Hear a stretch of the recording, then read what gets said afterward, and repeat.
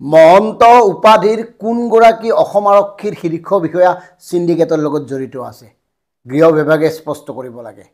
আনহাতে মুখ্যমন্ত্ৰীৰ গেঠাৰেই যদি ৰাজ্যত সিন্ডিকেট চলি আছে তেতিয়াহ'লে মুখ্যমন্ত্ৰীয়ে তাৰ সমস্ত দায়িত্ব নিজে গাত পাতি ল'ব লাগে। আৰু সংবাদ প্ৰতিষ্ঠানসমূহেও যদি সিন্ডিকেটৰ পৰা নিয়মীয়াকৈ ধন লাভ কৰি থকা নাই তেতিয়াহ'লে তেওঁলোকেও স্পষ্টকৈ ক'ব লাগে। কাৰণ ইতিমধ্যে অসমত 22টাকৈ সিন্ডিকেট চলি আছে আৰু এই সিন্ডিকেটত সংবাদ মাধ্যম, এই সিন্ডিকেটত চৰকাৰৰ একাংশ মন্ত্ৰী, এই সিন্ডিকেটত শীৰ্ষ আৰক্ষী জড়িত হৈ আছে। আৰু এই কথাবোৰ, এই অভিযোগ ডিগ্ৰী ফেক্টৰ নহয়, এই অভিযোগ হ'ল বিধায়ক অখিল গগৈৰ।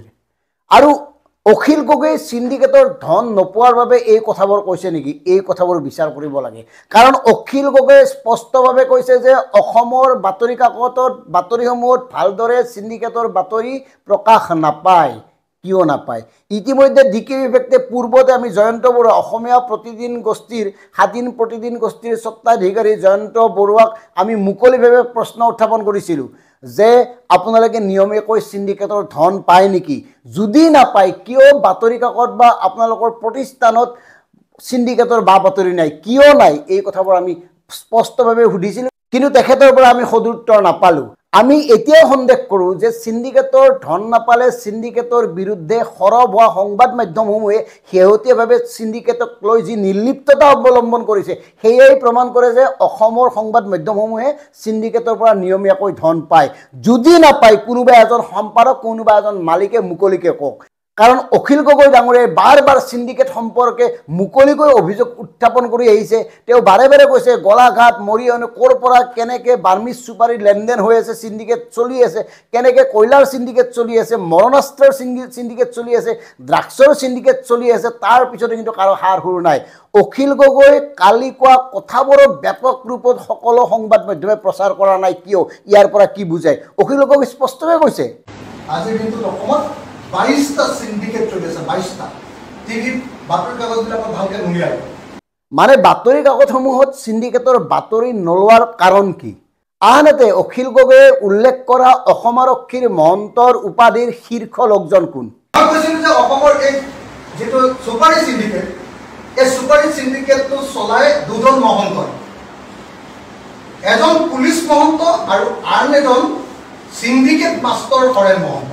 পুলিচ বিভাগৰ এজন উচ্চ পৰ্যায়ৰ বিষয়া, মহন্ত পদবীৰ বিষয়া। এতিয়া অসম আৰক্ষীত কিমানজন মহন্তৰ উপাধিৰ শীৰ্ষ লোক আছে? আনফালেদি হৰেণ মহন্ত যিহেতুকে সিন্ডিকেটৰ মূল নায়ক বুলি কৈছে, হৰেণ মহন্তৰ লগত অসম আৰক্ষীৰ মহন্তৰ কিবা সম্পৰ্ক আছে নেকি? এই কথাবোৰক গৃহ বিভাগে অনুসন্ধান কৰিব লাগে। আৰু যদি অখিল গগৈ মিছা কথা কৈছে, অখিল গগৈৰ বিৰুদ্ধে ব্যৱস্থা ল'ব লাগে। অখিল গগৈ স্পষ্টকৈ কৈছে যে সিন্ডিকেটৰ পৰা পোৱা ধন, অৰ্থাৎ হৰেণ মহন্তৰ জৰিয়তেদি পোৱা ধন মুখ্যমন্ত্ৰী ডাঙৰীয়াই ঝাৰখণ্ডৰ ইলেকশ্যনত ব্যয় কৰিছে। যদি মিছা কথা কৈছে ব্যৱস্থা গ্ৰহণ কৰক অখিল গগৈৰ বিৰুদ্ধে। আৰু যদি সঁচা কথা কৈছে তেতিয়াহ'লে ইয়াতকৈ আৰু দুৰ্ভাগ্যজনক কি হ'ব পাৰে? যদি ৰাজ্য এখনত মুখ্যমন্ত্ৰীৰ গেঠাৰেই ৰাজ্য এখনৰ অবৈধ সিন্ডিকেটত যদি শীৰ্ষ আৰক্ষী জড়িত হৈ থাকে, ৰাজ্য এখনৰ সিন্ডিকেটৰ ধন যদি নিয়মীয়াকৈ সংবাদ মাধ্যমে পায়, সেইখন ৰাজ্যৰ কথা আৰু কি ক'ব? সভ্য সমাজ এখনত এনেকৈ অবৈধ পন্থাৰে কোনো সংবাদ মাধ্যমে ধন লাভ নকৰে, গ্ৰহণ নকৰে। গতিকে সংবাদ মাধ্যমসমূহেও অখিল গগৈক প্ৰত্যাহ্বান জনাওক। বিশেষকৈ স্বাধীন প্ৰতিদিন গোষ্ঠীৰ মালিক জয়ন্ত বৰুৱা, আপুনিও কওক কথাটো, সংবাদ মাধ্যমে নিয়মীয়াকৈ ধন পায় নেকি? যদি নাপায় কিয় সংবাদ মাধ্যমৰ প্ৰথম পৃষ্ঠাত প্ৰাইম নিউজত অখিল গগৈ কোৱা এই অবৈধ সিন্ডিকেটৰ বা বাতৰি নাই? নে অবৈধ সিন্ডিকেট নাইয়ে অসমত? যদি নাই বুলি ক্লিন চিট দিয়ক। বৰ্তমান চৰকাৰখন চূড়ান্ত অস্থিৰ, চূড়ান্ত ব্যৰ্থ, চাৰিওফালে অসামাজিক, চাৰিওফালে সিন্ডিকেট, চাৰিওফালে বিভিন্ন ধৰণৰ মুঠতে কাম চলি আছে, যিবোৰ কামৰ জৰিয়তে কেৱল টকা পায়। টকাত বাহিৰে এওঁলোকে একো চিনি নাপায় আৰু টকা সৰ্বস্ব হোৱাৰ বাবে এওঁলোকে উন্নয়নৰ নামত মানুহক ফাঁকি দি আছে।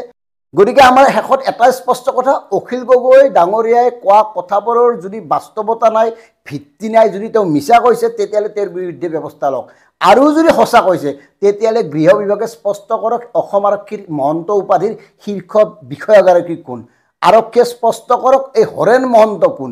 গৃহ বিভাগে স্পষ্ট কৰক সঁচাকৈ গৃহমন্ত্ৰী তথা ৰাজ্যৰ মুখ্যমন্ত্ৰী ডক্টৰ হিমন্ত বিশ্ব শৰ্মা ডাঙৰীয়াৰ গেঠাৰেই চুপাৰী সিন্ডিকেট, মাৰণাস্ত্ৰৰ সিন্ডিকেট, আপোনাৰ ড্ৰাগছৰ সিন্ডিকেট, কয়লাৰ সিন্ডিকেট চলি আছে নেকি?